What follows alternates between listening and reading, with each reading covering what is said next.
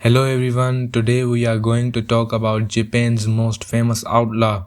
Didn't die with a sword in his hand, he died in a boiling water. This is the chilling story of Ishikawa Goemon, a thief to the rich, a hero to the poor, and a man whose legend refuses to fade.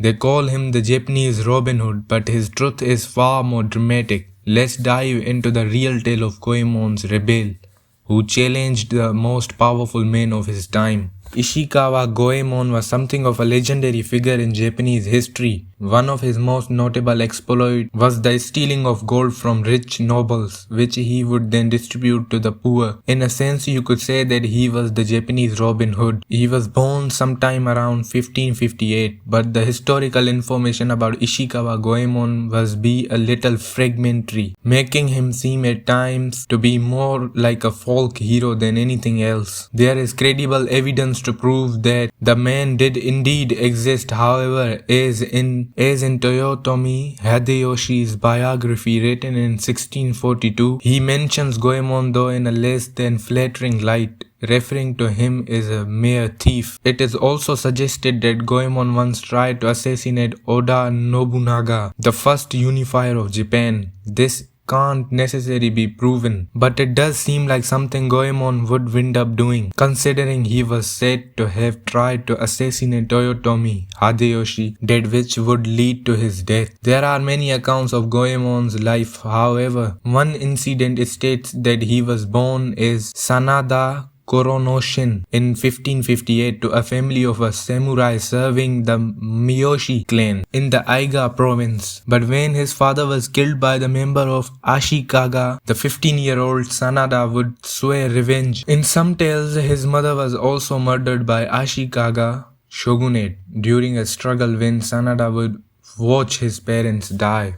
But revenge wasn't something he could just go and take as a 15-year-old orphan. So he began training in the secret ninja art of ninjutsu under a master named Momoshi Sanadayu, the man who would begin the ninjutsu school in the Aigawa province. Momochi would adopt him and begin to raise him as his own. During the harsh ninjutsu training though, Sanada would find himself drawn to Momochi's wife, and before long one thing led to another. Outraged by the revelation, Momochi would banish Sanada from his home and he would be forced to flee from his master's temper. To make matters worse, he would steal Momochi's legendary sword before leaving. In another version of this tale, Sanada steals gold from Momochi and also take his wife with him when he fled. However, it should also be noted that Sanada had a violent temper and a terrible attitude in general. It's likely because of this that he would become impatient with Momochi's wife in the first place, who he would eventually murder, for she was, in his words, slowing him down. This is quite a stark contrast. The man who would be stealing from the rich to give to the poor, as surely someone so selfish could not be so charitable.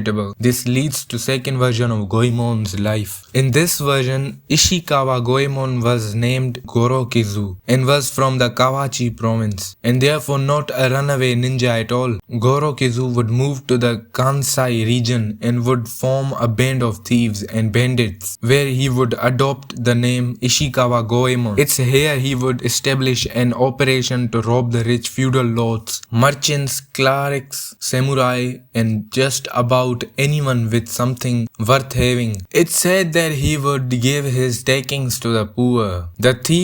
The theft was mostly conducted at night, for during the day they would pretend to be merchants and infiltrate social groups and businesses to find things worth stealing. Goemon and his bandits would also scatter a lot of their loots among civilians so as to throw the authorities off their scents or to cause confusion in order to vindicate themselves of thievery. This is a very important part of Ishikawa Goemon's legend, as it challenges the idea as to whether he was a charitable Robin Hood type hero, giving riches to the poor, or merely a sneaky trickster who was using the poor as a scapegoat. It wouldn't be till the Edo period that Goemon's antics were romanticized, fast making him into a previous hero, even though that may not have been the case at all. One of the most interesting accounts about Goemon's is the way that he died. It's said that he was brought to the main gate of the Buddhist temple Nanzenji in Kyoto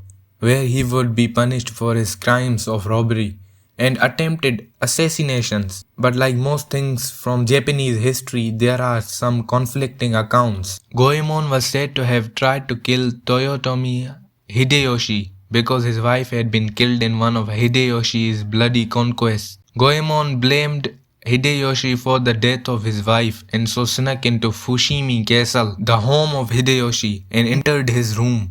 However, he made a large blunder and knocked a bell off a shelf, which caught the attention of the guards. Goemon was quickly captured and sentenced to death. Though his death would not be the quick beheading that we are used to seeing, he would be publicly burned in an iron cauldron along with his toddler son. But he was saving his son by holding him up above his head, whereby he was rescued by onlookers. In another version, Goemon would again be caught entering Hideyoshi's room, only this time by a supposedly magical incense burner who would alert the guards to the presence of intruder. In typical Hideyoshi fashion, he had Goemon's entire family burned alive with him. In the final version, Goemon would try to save his son from the heat of cauldron by holding him high above his head, as he did in the first instance. However, he would then suddenly plunge him deep into the bottom of the cauldron, killing him instantly. So as to save him from the pain, he would then hold the body of the boy high above his head in defiance of the Hideyoshi regime until he eventually sunk to the bottom of the pot himself. When facing Hideyoshi during his death, he was apparently said to have confused that he indeed was a thief and that he had stolen a fortune. However, he would also accuse Hideyoshi of being a thief of himself, for in Goemon's words, Hideyoshi had stolen Japan before he died. Goemon penned a famous poem that states, regardless of how the world turns out, there will always be